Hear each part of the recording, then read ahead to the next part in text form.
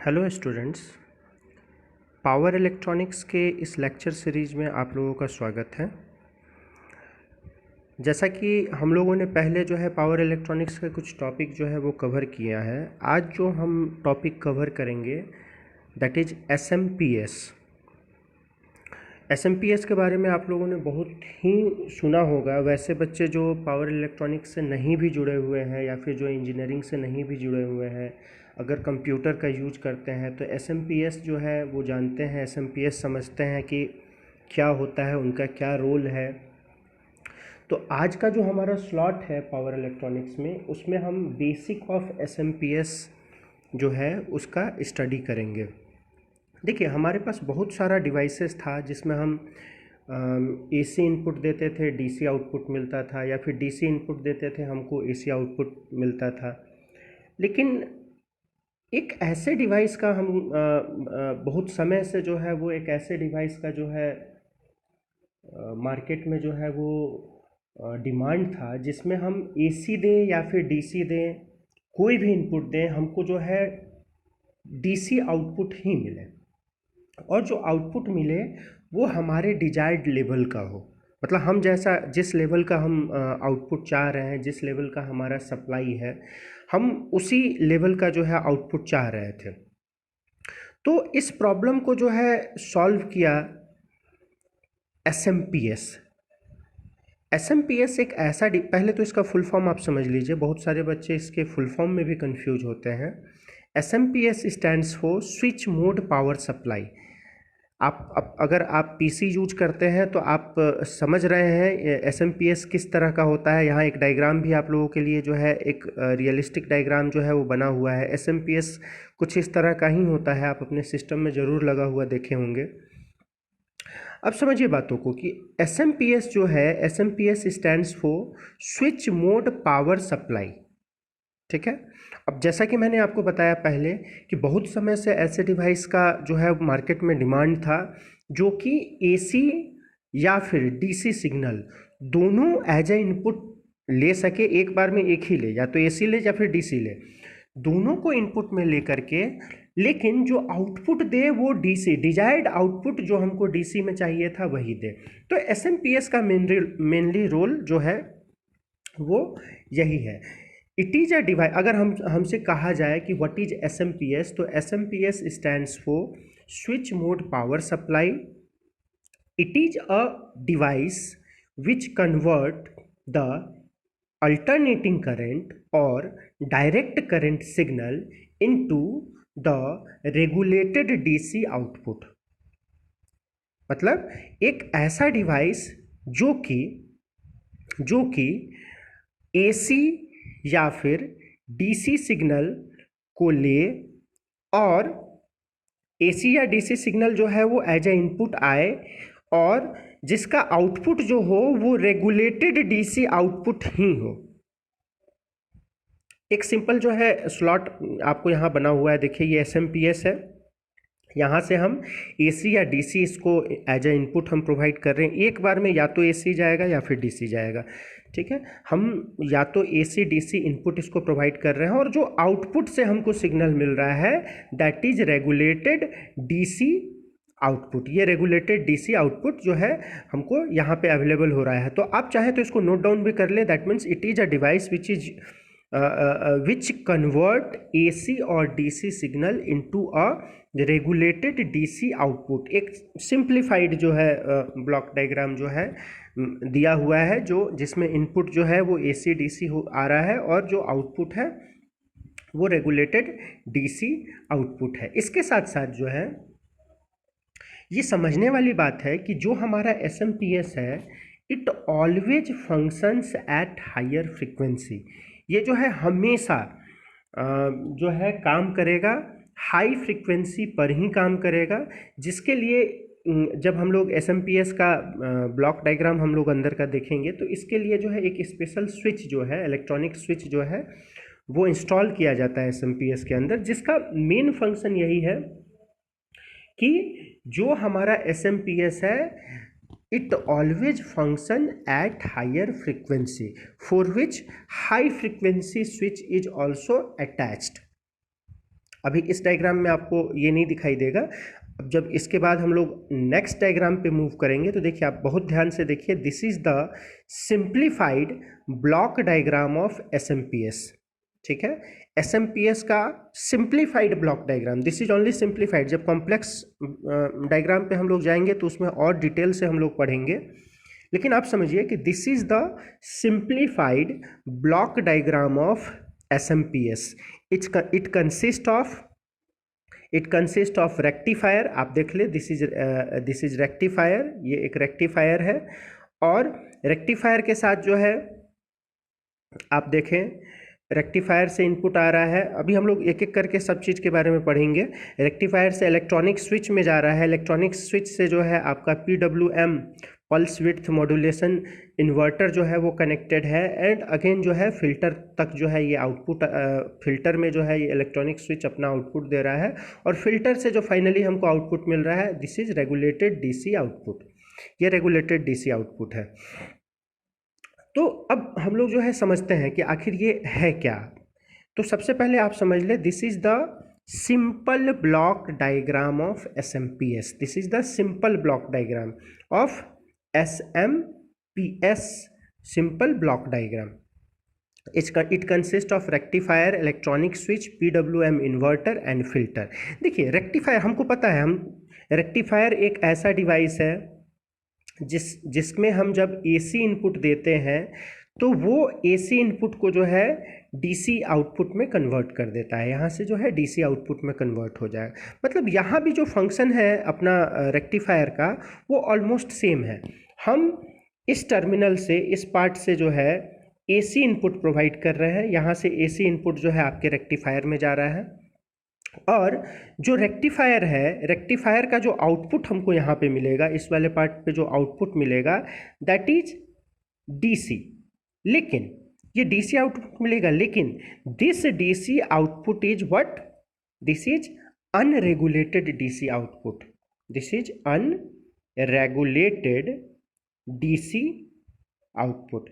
मतलब हम रेक्टिफायर को इनपुट दे रहे हैं, रेक्टिफायर अपना काम कर रहा है, और रेक्टिफायर काम करने के बाद जो है अनरेगुलेटेड DC आउटपुट में जो है उसको कन्वर्ट करके जो है वो यहाँ पर जो है दे रहा है। अब देखिए, अब हमारा मेन फंक्शन क्या है? अब मेरा मेन काम ये है कि ये जो अनरेगुलेटेड DC आउटपुट है, इसको जो है रेगुलेटेड DC आउटपुट में कन्वर्ट कर देना। यानी अब आपको समझ में आ रहा होगा कि ये जो पूरा का पूरा सेटअप हम देख रहे हैं, चाहे वो इलेक्ट्रॉनिक स्विच का सेटअप हो, PWM इन्वर्टर का सेटअप हो, या फिर फिल्टर का सेटअप हो, ये जो है इसका मेन फंक्शन सिर्फ इतना है कि जो हमारा unregulated DC output rectifier provide कर रहा है, इस अनरेगुलेटेड DC आउटपुट को जो है रेगुलेटेड DC आउटपुट में कन्वर्ट कर देना।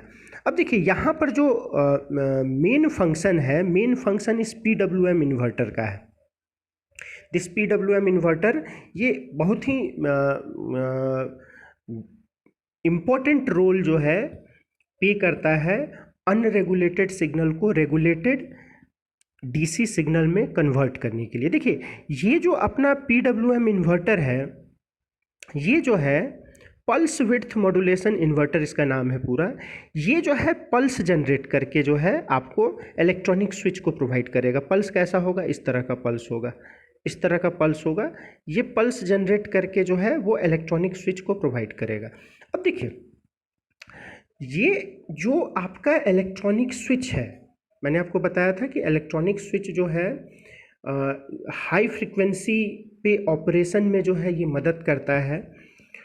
ये जो इलेक्ट्रॉनिक स्विच है, it will allow the unregulated DC जो आउटपुट उसको रेक्टिफायर से मिला है, ये उसको तभी अलाउ करेगा जब PWM इन्वर्टर का जो पल्स है वो ऑन कंडीशन में होगा। PWM का जो पल्स है वो ऑन कंडीशन में होगा, और अगर वह ऑफ कंडीशन में चला जाता है तो फिर उस केस में जो है हमारा इलेक्ट्रॉनिक स्विच जो है वो सप्लाई जो है वो नहीं देगा। इसका मतलब क्या समझे? इसका मतलब ये हुआ कि PWM इन्वर्टर जो है ये जो है आपका इलेक्ट्रॉनिक स्विच को ऑपरेशन में मदद कर रहा है। मतलब अगर PWM इन्वर्टर जो है ये ऑन स्टेट में है तो जो आपका रेगुलेटेड अनरेगुलेटेड डीसी इनपुट जो इलेक्ट्रॉनिक स्विच को मिला है ये सप्लाई को जाएगा, और अगर ये ऑफ स्टेट में आ जाएगा तो ये वहीं पे ब्रेक हो जाएगा, उसके बाद जो है वो सप्लाई को नहीं जाएगा। ठीक है। अब यहाँ पे एक पार्ट जो है ये बहुत इम्पोर्टेंट है कि देखिए यहाँ PWM नाम से ही पता चल रहा है, पल्स विड्थ मॉड्यूलेशन। मतलब यहाँ कुछ ना कुछ ऐसा है जो पल्स के विड्थ पे डिपेंड कर रहा है। तो वो क्या डिपेंड कर रहा है?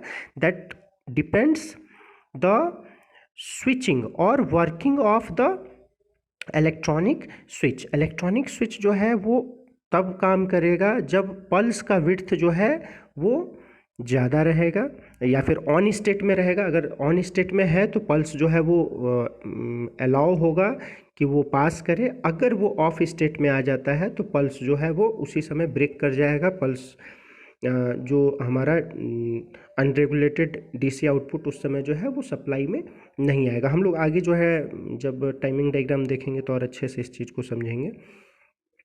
अब इसके बाद जो है वो काम है फ़िल्टर का। सभी हम लोग जानते हैं कि फ़िल्टर जो है जो भी उसमें जो है अगर कुछ पार्ट ऐसा है जो कि फ़िल्टर करने की ज़रूरत है, जो कि अनवांटेड है, तो ये फ़िल्टर जो है उसको पूरी तरह से फ़िल्टर करने के बाद जो है फाइनली जो यहाँ पर हमारा आउटपुट मिलेगा that is regulated DC output. ये जो है आपका रेगुलेटेड डीसी आउटपुट जो है हमारे इस पार्ट से मिलेगा, that is regulated DC output. तो यहाँ हम लोग बहुत अच्छे से ये पूरे के पूरे ब्लॉक डायग्राम को समझ गए। मैं एक बार फिर से बता दे रहा हूँ। यहाँ से एसी सप्लाई जो है वो आ रहा है। एसी सप्लाई जैसे आ रहा है यहाँ पर जो है अनरेगुलेटेड डीसी जो है हमको प्रोवाइड हो रहा है। अनरेगुलेटेड डीसी जो है इलेक्ट्रॉनिक स्विच को पास कर रहा है। इलेक्ट्रॉनिक स्विच में जो है PWM इन्वर्टर कनेक्टेड है हमारा। PWM इन्वर्टर जो है यहाँ से जो है एक पल्स जो है वो प्रोवाइड कर कर दे रहा है स्विच को। ये पल्स जो है जब ऑन स्टेट में है तभी इलेक्ट्रॉनिक स्विच जो है वो ऑपरेशन को ऑन कर रहा है, तभी जो है अनरेगुलेटेड डीसी जो हमारा इनपुट है इलेक्ट्रॉनिक स्विच का वो पास कर रहा है। अगर वो ऑफ स्टेट में आ जा रहा है तो ऑफ स्टेट में जो है वो सप्लाई को वहीं पे क्लोज कर दे रहा है। इसके बाद जो है जो भी आउटपुट हमारा यहाँ से मिला ये आउटपुट जो है आपका फ़िल्टर को जा रहा है। फ़िल्टर जो है जो भी अनवांटेड पार्ट जो उसमें सिग्नल है उस सिग्नल को पूरी तरह से फ़िल्टरेट करके जो है फाइनली जो हमारा आउटपुट जो है यहाँ पर मिल रहा है। This output is fully we can say regulated DC output. This is fully regulated DC output. So hoping कि ये ब्लॉक डायग्राम जो है वो आपको समझ में आया होगा। बहुत सारे बुक और भी हैं जो सिंप्लीफाइड ब्लॉक डायग्राम कुछ अलग तरीके से बताते हैं, लेकिन ये जो मैं आपको बता रहा हूँ इस ब्लॉक डायग्राम को आप अच्छे से समझेंगे तो जब इसके कॉम्प्लेक्स स्ट्रक्चर को हम लोग स्टडी करेंगे तो उसमें आपको बहुत अच्छे से आपको मदद मिलेगा। तो होपिंग ये ब्लॉक डायग्राम आपको अच्छे से समझ में आ गया हो। हम इसके बाद जो है टाइमिंग डायग्राम पर हम लोग जो है वो फोकस करेंगे।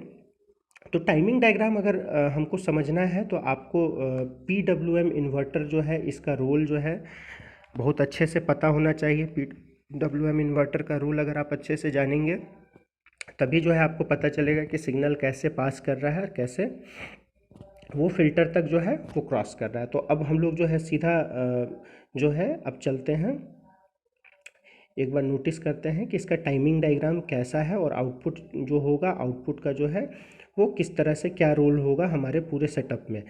तो देखिए ये जो है आपका दिस इज अब यहाँ पे SMPS का टाइमिंग डायग्राम हम लोग एक बार देख लेते हैं।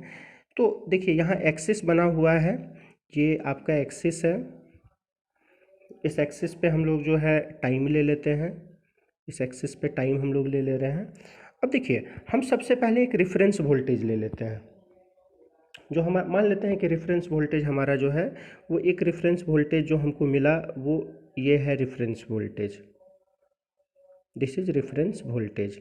इसको हम VR या फिर V कुछ भी ले सकते हैं, VR ले लेते हैं। This is reference voltage. अब देखिए जो हमारा PWM इन्वर्टर है ये PWM इन्वर्टर जो है ये एक सिग्नल जनरेट कर रहा है। मान लेते हैं ये सिग्नल जो जनरेट कर रहा है वो इस तरह का सिग्नल है, इस तरह का सिग्नल वो जनरेट कर रहा है। और यही सिग्नल जो है वो जा रहा है कहाँ, यही सेम सिग्नल जो है वो आपका प्रोसीड कर रहा है जो हमारा स्विच है, स्विच के पास। अब ध्यान से देखिए, जैसे ही हमारा यहाँ ऑन होगा, ये ऑन स्टेट है जो हमारा PWM का ऑन स्टेट है, इस केस में सिग्नल जो है वो क्रॉस करेगा, लेकिन इस स्टेट में सिग्नल क्रॉस करेगा, लेकिन यहाँ जैसे ऑफ हो जाएगा सिग्नल यहाँ क्लोज हो जाएगा। फिर ऑन होगा, सिग्नल ऑन हो जाएगा, फिर ऑफ तो सिग्नल क्लोज, ऑन ऑफ। इस तरह से जो है वो हमारा जो है आउटपुट जो है वो स्विच का, जो इलेक्ट्रॉनिक स्विच है अपना, उसका आउटपुट कुछ इस तरह से रहेगा। अब अगर हम V एवरेज, अगर एवरेज वोल्टेज हम कैलकुलेट करते हैं तो हमको एवरेज वोल्टेज कहीं, आप इमेजिन कर लीजिए कि एवरेज वोल्टेज यहाँ कहीं लाई करेगा। मान लीजिए कि ये एवरेज वोल्टेज है, मैं कलर चेंज कर देता हूँ कि आपको कन्फ्यूजन ना हो। मान लेता हूँ कि ये जो है ये नीचे जो जा रहा है, this is the V average, ये V एवरेज है। अब एक बात समझिए कि अगर हमें V एवरेज का वैल्यू बढ़ाना है, तो V एवरेज का वैल्यू अगर बढ़ाना है तो कहीं ना कहीं पल्स के विड्थ को हमको इंक्रीज करना पड़ेगा, ज़्यादा समय के लिए जो है हमको सिग्नल को अलाउ करना पड़ेगा। तो हम क्या करेंगे, जो हमारा पल्स विड्थ है उसके विड्थ को इंक्रीज कर देंगे। ये विड्थ इंक्रीज हुआ, 0 पे कम हुआ, फिर विड्थ हम थोड़ा सा इंक्रीज कर देंगे, फिर 0 पे थोड़ा कम टाइम स्लॉट लेंगे, फिर थोड़ा सा इंक्रीज करेंगे, 0 पे कम टाइम। अब इस केस में आप क्या देखिएगा, ये जो केस होगा, इस केस में V एवरेज जो होगा, V एवरेज जो है वो अपने पहले वाले स्टेट से कहीं ऊपर आ जाएगा। ये V एवरेज जो है ऊपर कहीं लाई करने लगेगा। इसका मतलब क्या है, इसका मतलब ये हुआ कि हम जैसे जैसे पल्स की विड्थ को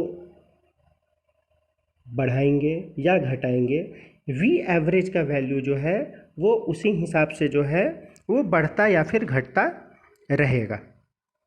तो आप समझिए कि ये मैंने टाइमिंग डायग्राम आपको बता दिया। अब आप समझिए अच्छे से कि ये जो हमारा आउटपुट वोल्टेज है, ये V आउटपुट बता रहा है आपका। आउटपुट वोल्टेज जो है, ये आउटपुट वोल्टेज जो होगा, ये आउटपुट वोल्टेज का एक फार्मूला है, ये आप लोगों को पता होना चाहिए। तो V output is equal to V, this is V reference, V R भी कर सकते हैं आप, that is output voltage equal to V reference into T on, कितने समय के लिए जो है आपका ऑन है, by T on plus T off. देखिए ये जो है T on by T on plus T off, इसी को हम कहते हैं duty cycle, this is called duty cycle. तो आप एक फॉर्मूला और देखिएगा कि किसी किसी बुक में V output is equal to सीधा V इंटू D लिख देता है, जहाँ पे D जो है दैट इज ड्यूटी साइकिल, और ड्यूटी साइकिल बराबर जो है फॉर्मूला होगा T on by T on plus T off. ये जो ड्यूटी साइकिल होगा ये पूरी तरह से डिपेंड करेगा जो हमारा PWM इन्वर्टर है उस पर जो है, ये पूरी तरह से डिपेंड करेगा कितने समय के लिए ऑन हो रहा है, कितने समय के लिए ऑफ हो रहा है। तो ये जो पूरा वर्किंग होगा आपका वो उसी पे डिपेंडेंट होगा। तो ये जो था, ये अभी तक जो हम लोगों ने पढ़ा, this is all about the basic of SMPS। ये SMPS का बेसिक है। इसके साथ साथ जो है हम लोगों ने टाइमिंग डायग्राम देखा, हम लोगों ने ब्लॉक डायग्राम देखा, वर्किंग ऑफ ब्लॉक डायग्राम देखा। होपिंग कि ये वीडियो जो है आप लोगों को समझ में आया होगा, आप लोग इस वीडियो को अच्छे से समझे होंगे। अगर किसी तरह का कोई प्रॉब्लम आपको समझ में आता है तो आप जो है बिल्कुल जो है ईमेल आईडी हमारा दिया हुआ है स्क्रीन पे, आप ईमेल आईडी पे कांटेक्ट करके आप किसी भी समय जो है क्वेश्चन पूछ सकते हैं। आपको मेल के थ्रू भी आंसर दिया जाएगा, और अगर कोई प्रॉब्लम हो तो फिर आपको जो है वीडियो के थ्रू भी डिस्क्रिप्शन जो है वो भेजा जाएगा। तो टिल देन ध्यान रखिए अपना और अच्छे से पढ़ाई कीजिए। Thank you.